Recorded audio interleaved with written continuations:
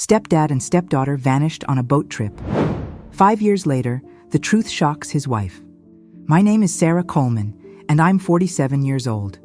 5 years ago, my husband David took my 16-year-old daughter Emma on a sailing trip to celebrate her acceptance to Yale. They never came back. The Coast Guard found their boat capsized off Martha's Vineyard. No bodies, no signs of struggle. I grieved, I mourned, I learned to live with the emptiness. Then last week, while cleaning out the attic to finally sell the house, I found David's hidden laptop. What I discovered destroyed everything I thought I knew. Bank transfers to offshore accounts, fake passports, and a video message recorded the night before they left. By the time you see this, we'll be gone. I'm sorry, Sarah, but Emma isn't your daughter. She's mine. The truth about that boat trip will haunt me forever. If you've ever discovered your entire life was a lie, please stay.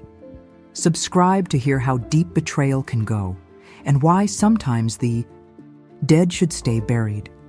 I met David at grief counseling in 2010. We'd both lost spouses, mine to cancer, his to a car accident. Emma was 11, struggling without her father, acting out in school. David was patient, kind, everything we needed. He had no children of his own, he said, but took to Emma instantly. She reminds me of my sister at that age, he'd say, teaching her to sail, helping with homework, filling the father-shaped hole in our lives. We married 2 years later. Emma called him Dad, by choice. Our blended family felt like a miracle born from tragedy. For 4 years, we were happy. David's consulting business thrived. Emma excelled at school, won sailing competitions with David as her coach. I photographed their matching smiles at regattas, never noticing how similar their eyes were, how they shared the same crooked pinky, the same laugh. The sailing trip was David's idea, father-daughter bonding before college separated them. I waved goodbye from the dock, grateful my daughter had found such a devoted stepfather. If only I'd known I was watching a kidnapping in slow motion. Looking back, the signs were everywhere, but grief is a powerful blindfold. When David entered our lives, Emma and I were drowning. My husband Mark had died 6 months earlier. Brain tumor, quick but brutal. Emma stopped eating, stopped talking, stopped being the bright girl who used to fill our house with laughter. I wasn't much better, going through motions, pretending functionality. The grief counseling group met Tuesdays in a church basement that smelled like old coffee and despair. David sat across from me for 3 sessions before speaking. When he finally shared, his voice broke talking about losing his wife Claire. Car accident, he said. Drunk driver, gone instantly. The pain in his eyes matched mine. He started walking me to my car after sessions. Small talk became coffee, coffee became dinner. But it was his connection with Emma that sealed everything. She'd been hostile to anyone I'd even smiled at since Mark's death. But David? He mentioned sailing during dinner, and suddenly my silent daughter was asking questions. My dad promised to teach me, she said, the first unprompted words in months. David's eyes went soft. I'd be honored to teach you if your mom agrees. By their 3rd sailing lesson, Emma was laughing again. By the 10th, she was calling him for homework help. By the 20th, she asked if he could come to parent-teacher conferences. Fell in love watching them together. The way he celebrated her small victories, how he handled her grief storms with perfect patience. She's remarkable, he'd tell me, like she was meant to be my daughter. I thought it was beautiful, this man choosing to love a broken teenager who wasn't his blood. We married in a small ceremony by the water. Emma was my maid of honor and David's best man simultaneously. In her speech, she said, "Thank you for bringing Dad into our lives." Not David. Dad. I cried happy tears, believing we'd found our second chance. The house filled with laughter again, family game nights, sailing every weekend. Emma's grades recovered, then soared. David formally adopted her. Just paperwork, he said. She's already mine in every way that matters. I framed the adoption certificate, hanging it next to our wedding photo. 3 hearts that found each other in loss, now bound by love. Or so I thought. June 15th, 2019, started like any perfect Saturday. Emma bounced around the kitchen, excited about the sailing trip. 2 whole weeks with Dad on the water. She'd grown into a beautiful young woman. David's patience and love had helped her bloom. Yale acceptance letter on the fridge, full sailing scholarship, future bright as the morning sun. David loaded the boat methodically, checking every detail. "Weather's perfect," he said, kissing my forehead. "We'll call every evening." I helped carry supplies, noticing he'd packed more than usual. "Just being thorough," he explained. "Want to make this trip special." The marina buzzed with weekend sailors. David's boat, Second Chances, gleamed in the sun. He'd bought it the year we married, teaching Emma everything from navigation to engine repair. They were a team on that boat, moving in sync, speaking their own sailing language. I took photos as they prepared to cast off. The last one shows them grinning, Emma's arm around David's shoulders, both wearing matching captain and first mate shirts. I'd bought as a joke. "Love you, Mom," Emma called. "Love you more," I answered, our traditional exchange. David waved, already focused on the horizon. "Take care of our girl," I shouted. He gave me a thumbs up, and they motored toward open water. The first 3 days were normal. Evening calls full of their adventures, dolphins racing alongside, perfect wind, Emma mastering new knots. David sent photos, Emma at the wheel, sunset selfies, their campfire on a secluded beach. "She's a natural," he said on night 3. "Could sail around the world if she wanted." Emma laughed in the background. "Don't give me ideas." The last call came Wednesday evening. Emma sounded tired, but happy. "Weather's changing," David reported. "Nothing serious, but we'll hunker down tomorrow. Might be out of cell range." I told them to be safe, said I loved them. Emma took the phone. "Hey, Mom, thanks for everything. You're the best mother anyone could ask for." It seemed sweet then. Now I know it was goodbye. Thursday's silence didn't worry me. They'd warned about cell coverage. Friday morning, I checked weather reports. Storm had been bigger than predicted. By Friday afternoon, I was calling the Coast Guard. By Saturday, they'd launched a full search. Sunday morning, they found Second Chances capsized 30 miles off Martha's Vineyard. Life raft missing. No bodies, no debris, like they'd simply vanished into the sea. The next weeks blurred into a nightmare of uniforms, questions, and false hope. Coast Guard, police, private search teams David's company hired. Helicopters crisscrossed the ocean. Divers searched the wreck. "The life raft is gone," Captain Morrison explained. "That's good news. They had survival gear." But days became weeks with no sign. No emergency beacon, no debris washing ashore, nothing. The boat showed no signs of damage beyond the capsizing. "Sometimes the ocean just takes people," Morrison said gently. "Doesn't mean we stop looking." I lived at the marina, watching. Every boat return. Other sailors organized searches. David's business partners posted rewards. Emma's school held vigils. The media picked up the story. Beloved stepfather and Yale-bound daughter lost at sea. I gave interviews, begging anyone with information to come forward. But inside, I was dissolving, sleeping in Emma's bed, wearing David's shirts, listening to their voicemails over and over.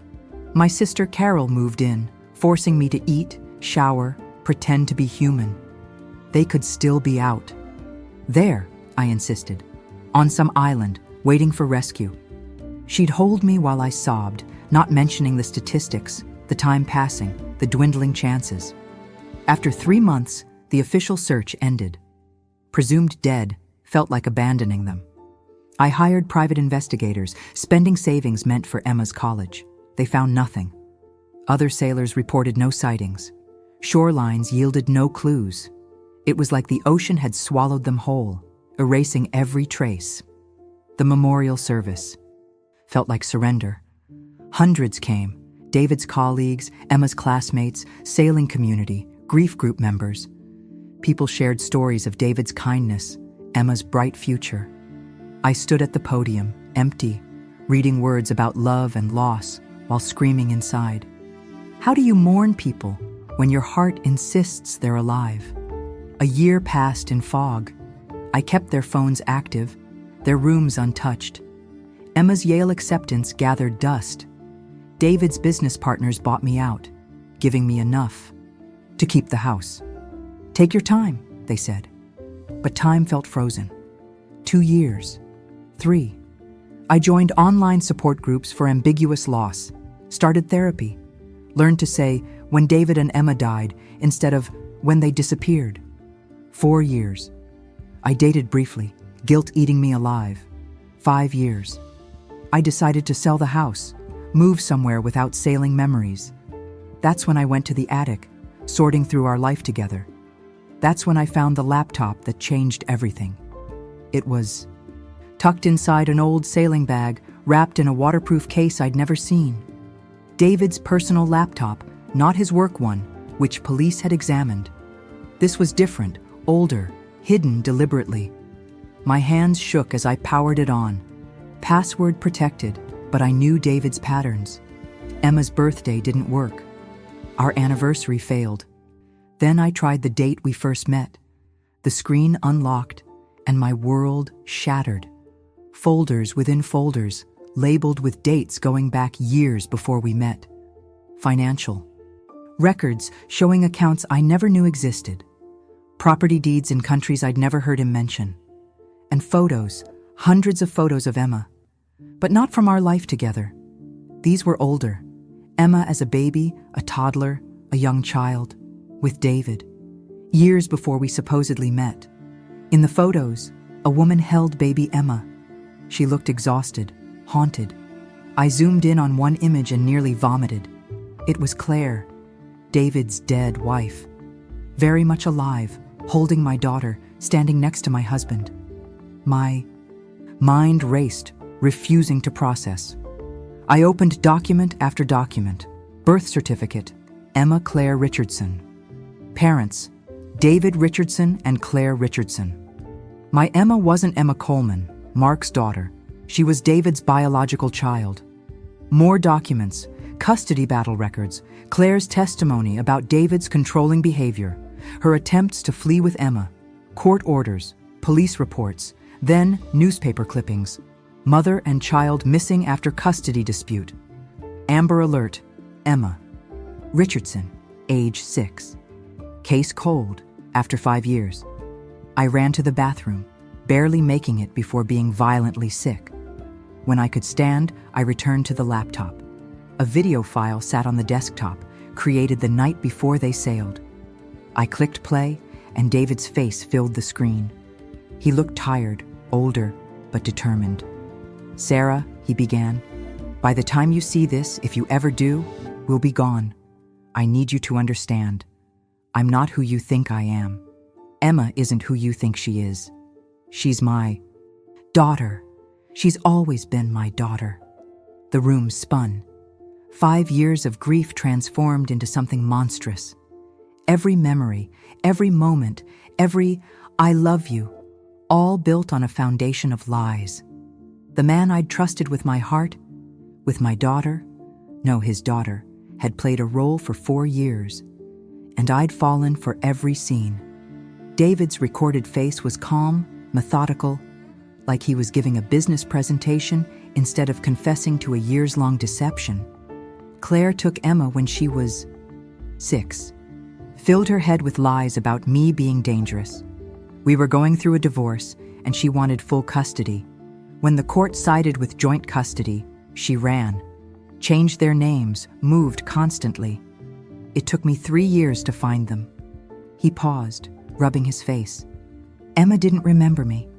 Claire had told her I was dead, that her name was Emma Coleman, that Mark Coleman was her father. She'd created an entire false history. The video continued, David's voice growing harder. I watched. You for months before joining that grief group. Knew Mark had died, knew you were vulnerable. I'm not proud of that, Sarah, but I needed my daughter back. Claire had died 2 years earlier. Real cancer. Ironic, given your fake story about Mark. Emma was alone with you, thinking you were her mother. I couldn't just take her. She'd run, call police. So I became what you needed, what she needed, a grieving widower, a perfect stepfather. I paused the video, dry heaving, though nothing remained in my stomach. Every tender moment, every family dinner, our wedding, all choreographed manipulation. I forced myself to continue watching. The sailing lessons were planned. Emma inherited my love for the water. Genetics are funny that way. I knew teaching her would create a bond. What I didn't expect was to actually care for you. That wasn't supposed to happen. His voice cracked slightly. You were a good mother to her, Sarah. Better than Claire in many ways. For a while, I convinced myself we could be a real family, that the lie could become truth. But Emma started having dreams, memories surfacing. She'd wake up calling for people who didn't exist in her current life. I knew it was time. The Yale acceptance was perfect timing, a natural transition point. I've been preparing for years. New identities, safe houses, money moved carefully. Will disappear completely this time. Different country, different names. But I'll have my daughter back, her real father, her real life. He leaned closer to the camera. I'm sorry, Sarah. You didn't deserve this. But she's my child. She was always my child. You were just keeping her safe from me until I could reclaim her. Thank you for that. Take comfort knowing she was loved, just not by who you thought. The video ended. I sat in the attic, surrounded by boxes of a life that never existed, holding proof that my daughter was alive but had never been mine. I spent the next 72 hours in the attic, fueled by rage and coffee, dissecting every file. David had documented everything with frightening precision. Financial records showed he'd been siphoning money for years. Small amounts from his consulting firm, nothing that would trigger audits. The total, $3.2 million, dispersed across 17 accounts in 7 countries. He'd purchased properties under shell companies, a house in Portugal, an apartment in Singapore, a small farm in New Zealand, multiple escape routes, multiple identities waiting. The photos told Emma's real story. Baby pictures showed her as Emma Richardson, born in Seattle, not Boston like I'd always believed. Her first steps, first day of school, birthdays I'd never witnessed, all with David and Claire. Then a gap from age 6 to 11, the years Claire hid her. The fabricated documents were masterful. Fake death certificate for Mark Coleman. Fake birth certificate for Emma Coleman. School records, medical records, social security, all expertly forged. David had paid someone very skilled. Or maybe he'd done it himself. I realized I never truly knew what his consulting involved. Most disturbing were his notes about me.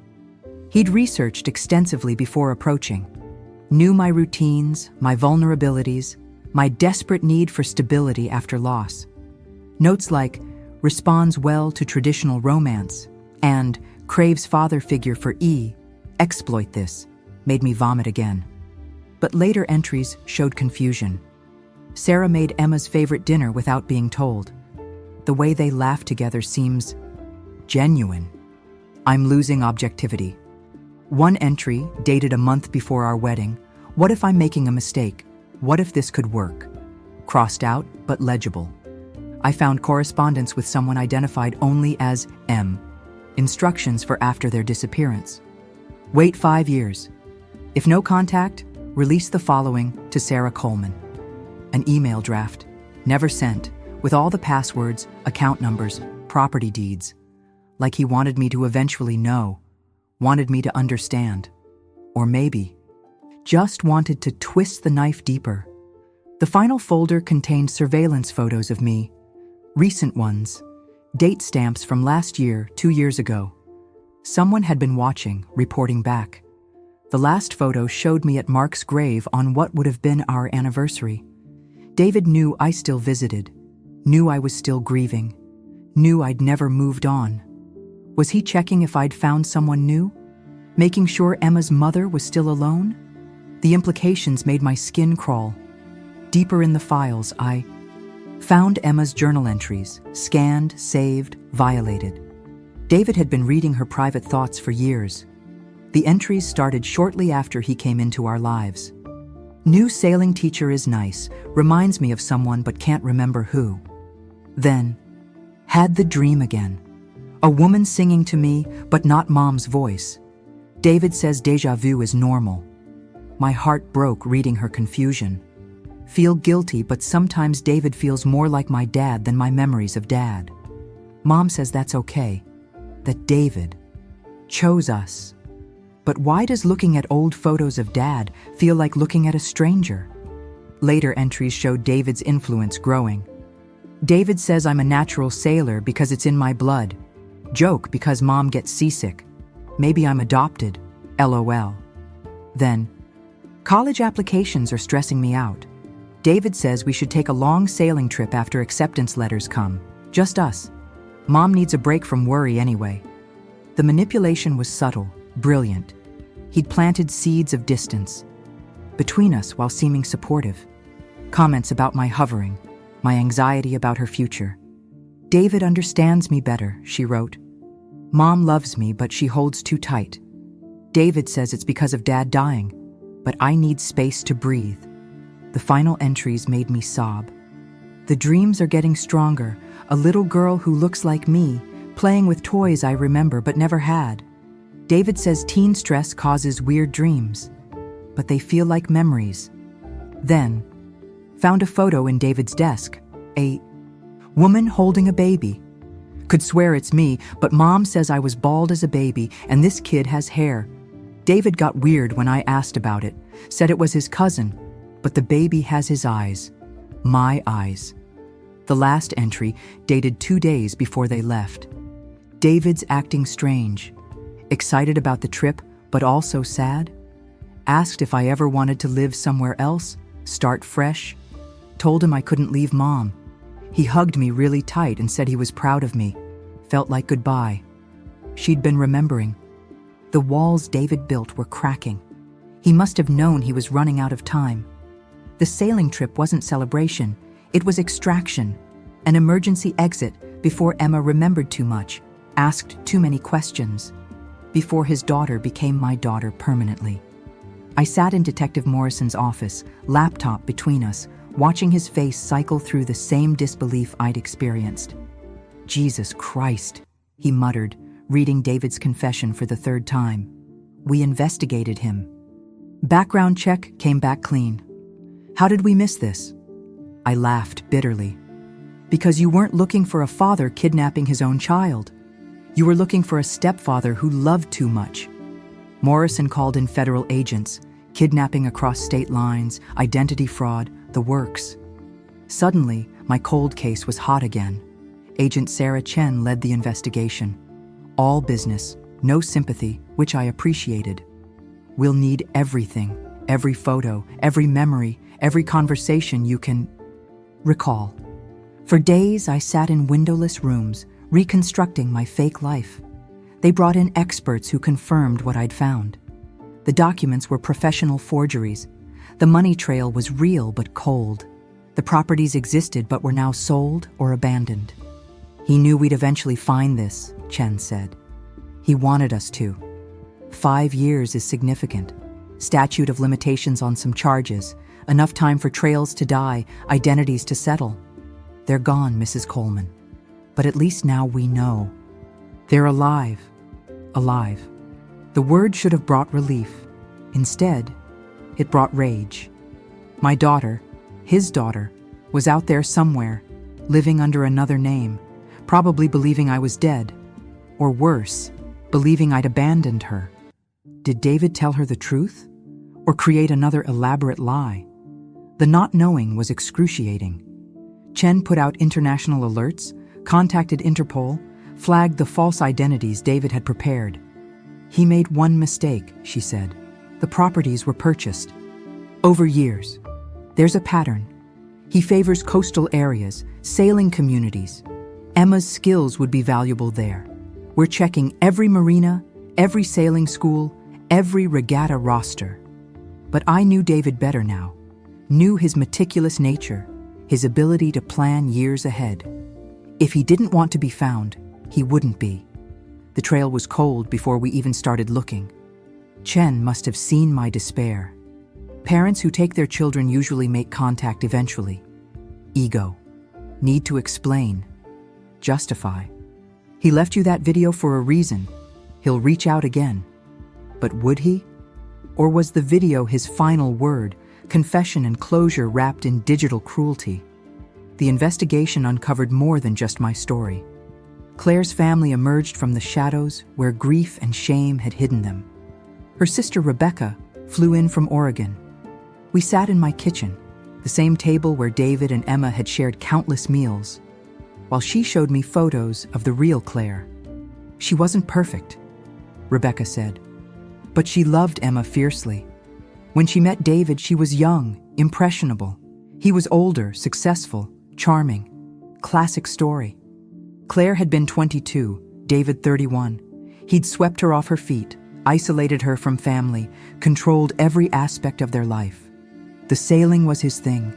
He insisted Emma learn young, said it would build character. Claire hated it, was terrified of water. The divorce filing painted a darker picture. Psychological abuse, financial control, threats of custody battles. Claire had documented everything, prepared carefully. But David had been prepared too. He had the better lawyer, Rebecca explained.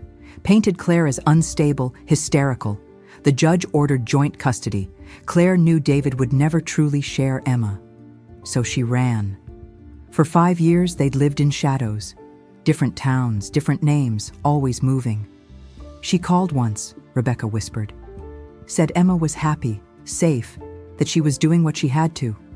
I begged her to come home to fight legally. But she was terrified of him. Then Claire got sick. Real cancer, aggressive and quick. She must have been desperate, Rebecca said. Knowing she was dying, Emma had no one else. Creating the fake identity of you being Emma's mother. It was brilliant.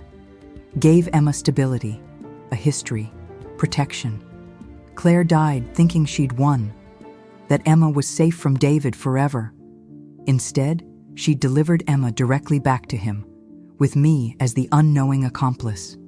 We cried together. 2 women mourning the same child, the same deception. You gave Emma 5 good years, Rebecca said finally. Years of normalcy Claire couldn't provide while running. Don't let David take that from you too. But how could I hold on to anything when every memory was poisoned?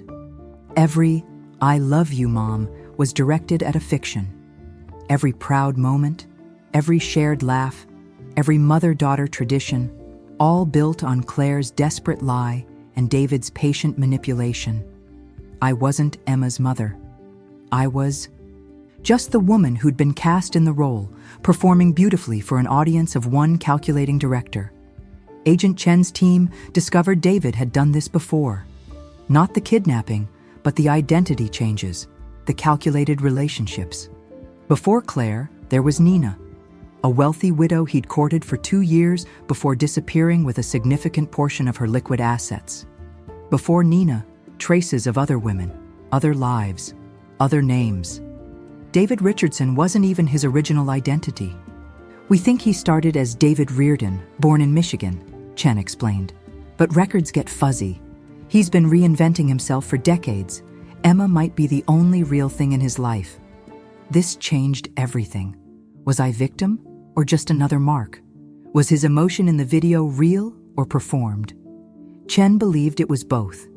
Con artists sometimes fall for their own cons. He came for Emma but found a family. It complicated his plan.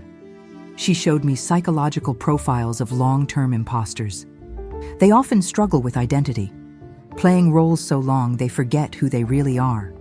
His attachment to you might have been genuine, which made leaving necessary. Emotional connections threaten the con. But Emma wasn't a con. She was his daughter, his obsession, his one truth in a life of lies. Everything else, every identity, every relationship, every calculated move had been in service of getting her back. I was just collateral damage in his single-minded pursuit. There's something else, Chen said carefully. The properties he purchased? They're all in Emma's name. The accounts are structured as trusts for her. Whatever else David is, he's ensuring Emma's financial security. It suggests long-term planning. He's not running anymore. He's building her a life. That night, I couldn't sleep. Kept thinking about David teaching Emma to tie sailing knots, their matching smiles over dinner, the way he'd look at her with such pride. Was that real? It had to be. You can fake love. For a spouse. But the way he was with Emma, patient, devoted, protective, that came from somewhere deeper than deception. He'd spent 4 years playing my husband to be her father.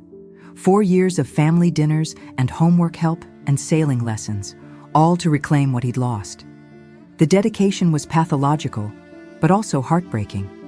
He'd given up his freedom, his identity, his life as he knew it, all for a daughter who didn't remember him, who called another man dad, who loved a mother who wasn't real. In his twisted way, David had sacrificed everything for Emma, just like Claire had, just like I would have. 6 months into the renewed investigation, the first sign came. A postcard, no return address, postmarked from Greece. The image, a sunset over the Mediterranean.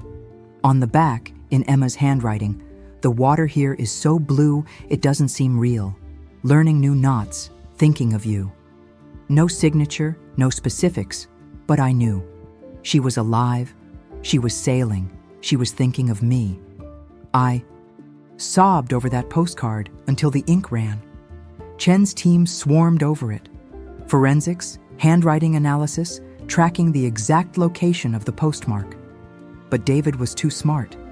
The card had been mailed from a tourist area, probably dropped in a box by a stranger Emma had asked. No cameras, no trail, just proof of life and nothing more. He's testing, Chen said. Seeing if we're still looking, how we'll react.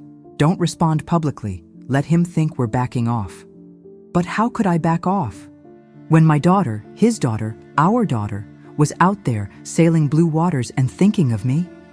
More postcards came, sporadic and untraceable. Italy, Croatia, Turkey, always coastal, always vague, always in Emma's hand. Saw dolphins today. The stars are different here. Miss your terrible coffee. Each one a knife and a gift. She was okay. She was traveling. She was remembering. But was she free or captive? Happy or homesick? Daughter or prisoner? The not knowing was agony. I started a map, marking each postmark, trying to find patterns. Chen did the same with professional resources.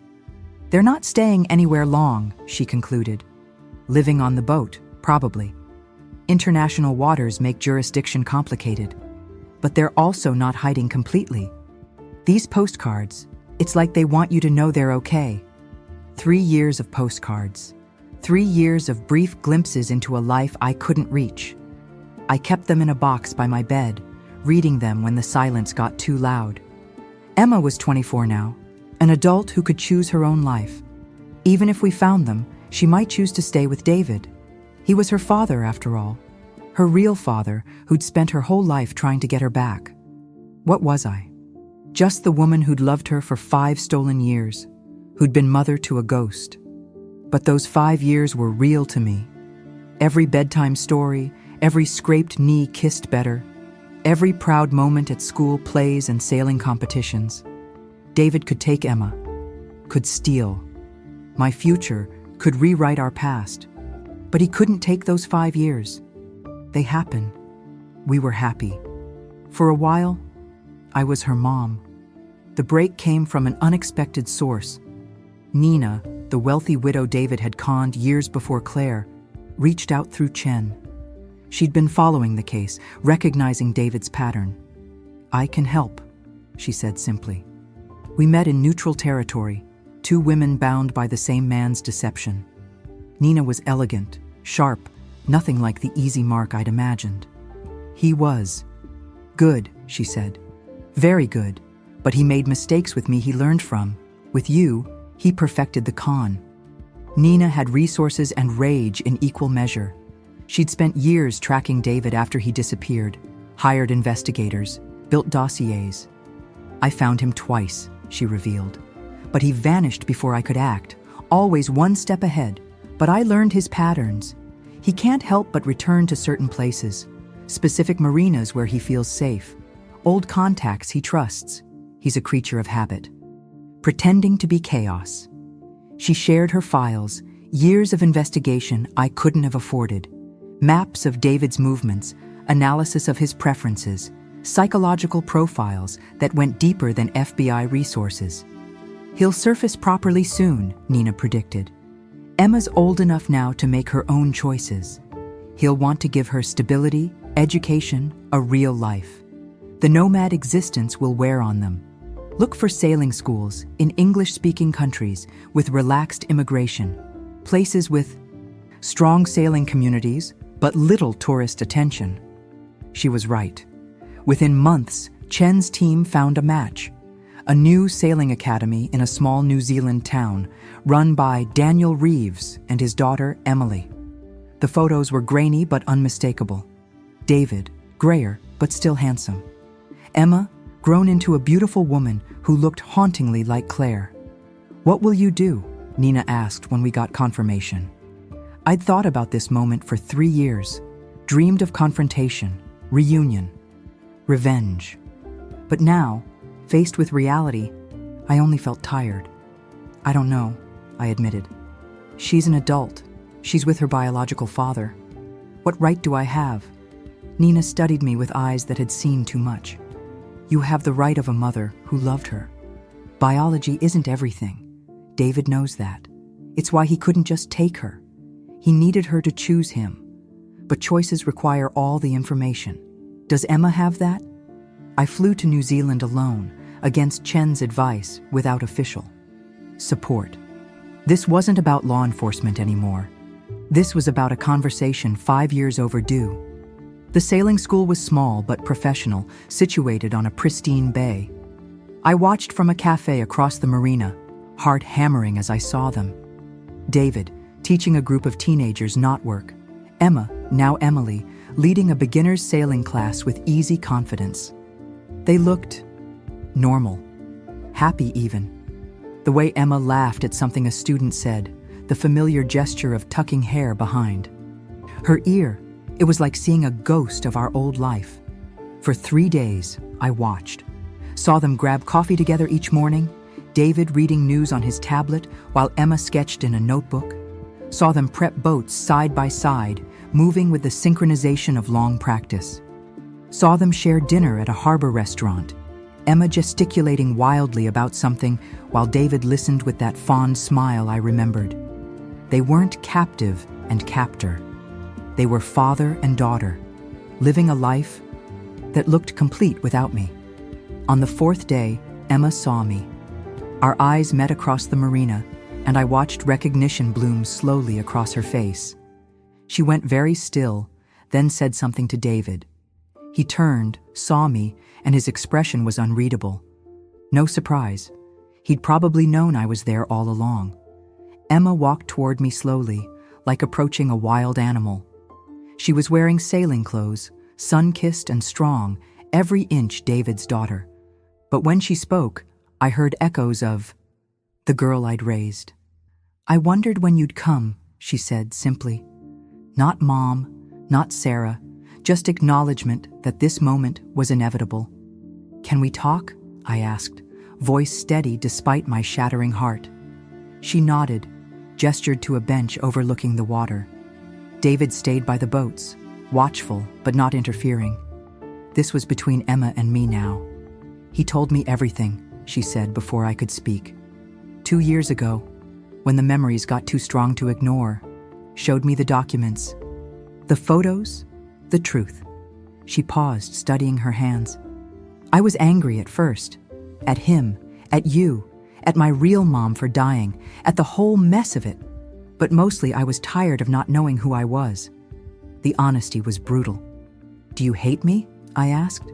She looked at me then, really looked, and I saw tears. "How could I hate you? You loved me when you didn't have to. You gave me 5 years of normal when my whole life had been running. You were my mom when I needed one, even if it was built on lies. We sat in silence, watching boats return to harbor, two women who'd shared a life that wasn't supposed to exist. I remember you, Emma said eventually. Not Claire, she's just fragments, impressions. But you, every bedtime story, every birthday cake, every time you cheered at my regattas, even though boats made you seasick. That was real, wasn't it? I nodded, unable to speak. David's my father, she continued. That's biology, history, whatever. But you chose to be my mother. That matters too. She told me about their life since the boat trip. The staged accident, the escape to international waters, the months of sailing while David slowly revealed the truth. He was patient, answered every question, showed me every document, let me rage and cry and threaten to turn him in. He never defended himself, Emma continued. Just kept saying he was sorry I had to live a lie, but he'd had no choice. That losing me was like losing part of his soul. I saw him cry for the first time during those conversations. Real tears, not the performed grief I remembered from when he talked about Claire's death. She twisted her hands, a gesture I recognized from years of difficult conversations. The hardest part was realizing I had two sets of memories, the life you gave me and fragments of before. Sometimes they blur together. Sometimes I can't tell which mother was teaching me to ride a bike. Why didn't you come back? I asked, though I already knew. Emma smiled, sadly. Because I needed to know who I was without anyone else's story.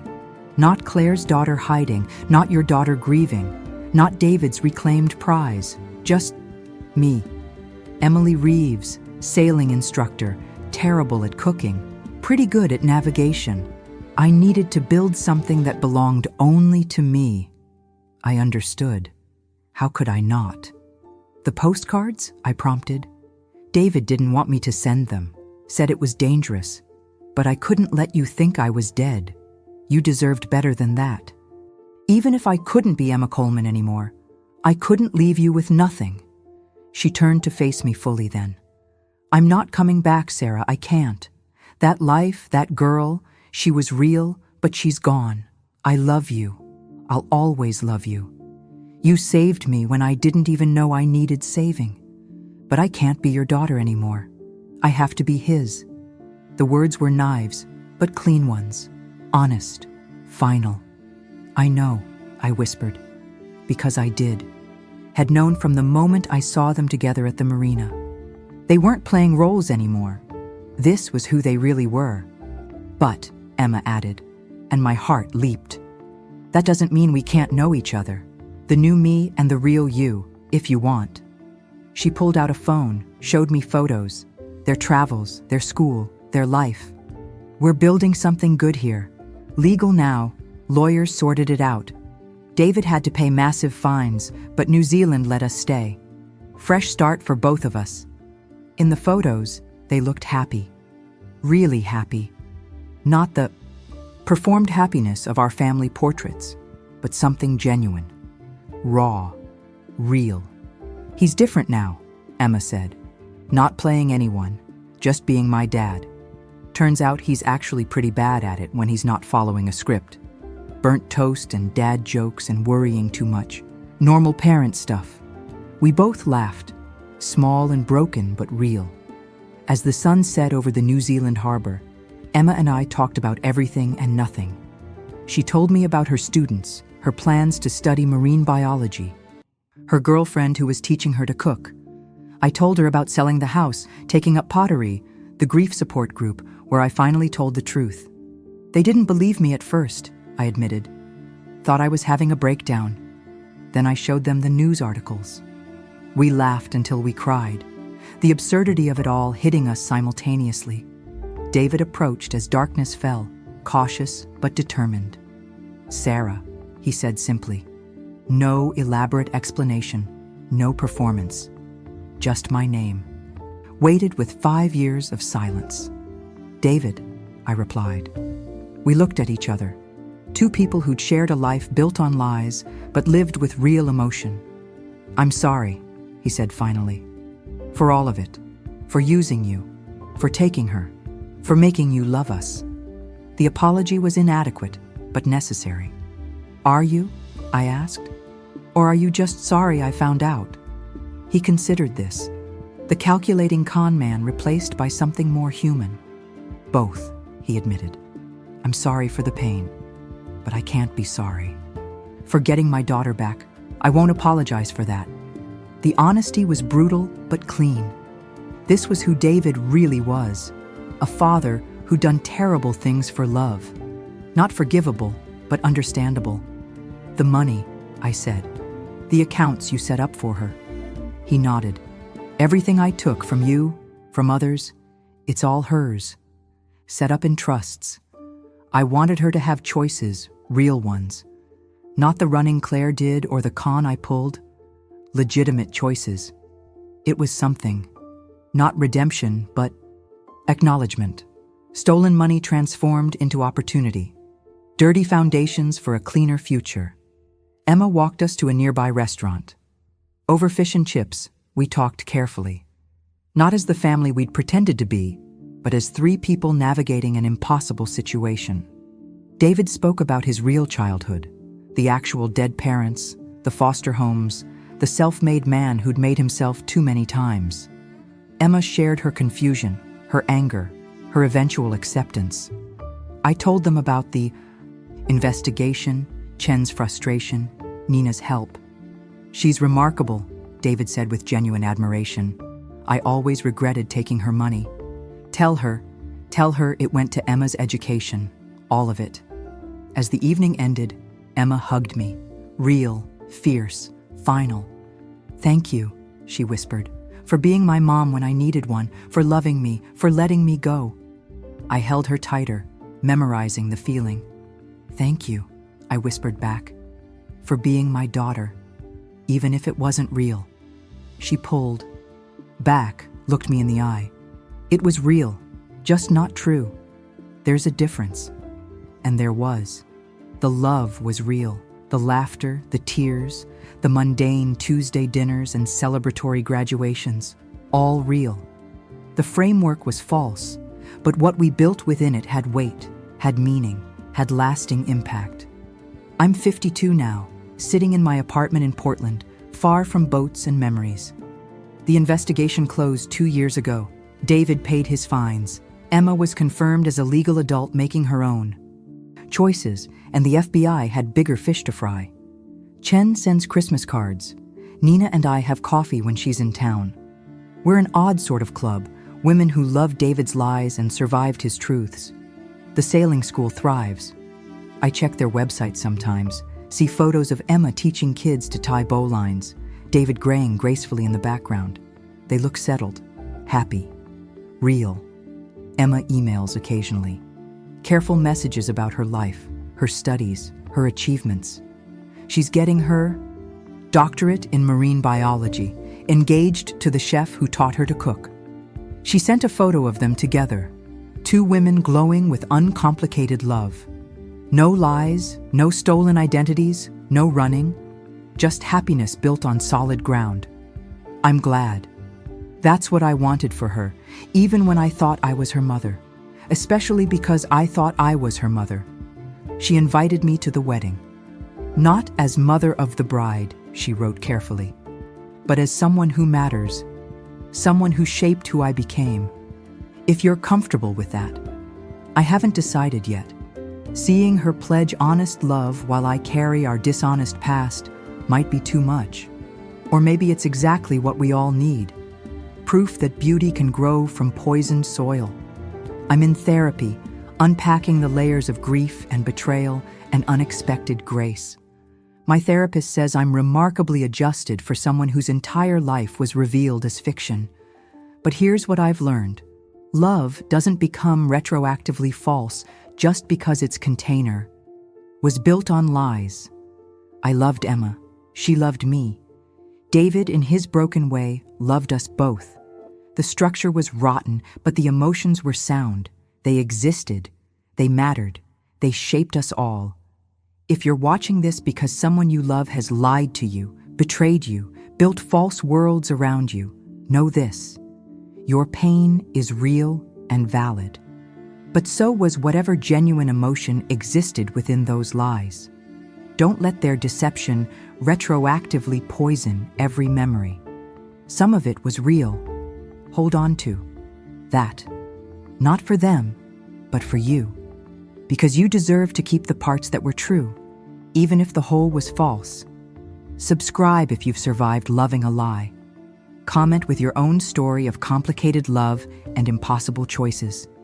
Share if you know someone struggling to separate real emotion from false frameworks. We're all just trying to build truth from whatever materials we're given. Sometimes those materials come from strange places. Sometimes the house built on lies still shelters real love. Sometimes the family that shouldn't exist leaves marks that last forever. From Portland, with love for a daughter I never had, but always held, Sarah Coleman.